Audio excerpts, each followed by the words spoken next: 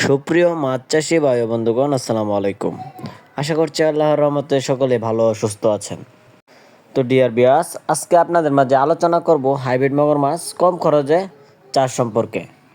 আপনারা যারা বিনা খরচে অথবা অল্প পুঁজিতে মাছ চাষ করে স্বাবলম্বী হতে চান, তাদের জন্য মূলত আজকের ভিডিওটি। সম্পূর্ণ ভিডিওটি ধৈর্য সহকারে দেখার অনুরোধ রইল। তো ভিউয়ার্স, আপনারা আমার স্ক্রিনে দেখতে পাচ্ছেন, আমার স্ক্রিনে যে মাছটি আছে এটি 4 ইঞ্চি সাইজের হাইব্রিড মাগুর মাছের পোনা। এটি অরিজিনাল চকলেট কালার হাইব্রিড মাগুর মাছের পোনা। এটি রাক্ষসীয় জাতীয় হাইব্রিড মাগুর মাছের পোনা। এই পোনাগুলি আপনারা 3 থেকে 4 মাস চাষ করেই অল্প খরচে, বিনা খরচে এই মাছগুলি কিন্তু আপনারা বাজারজাত করতে পারবেন। তো ভিউয়ার্স, চলেন জানা যাক এই মাছগুলির প্রধান খাদ্য কী।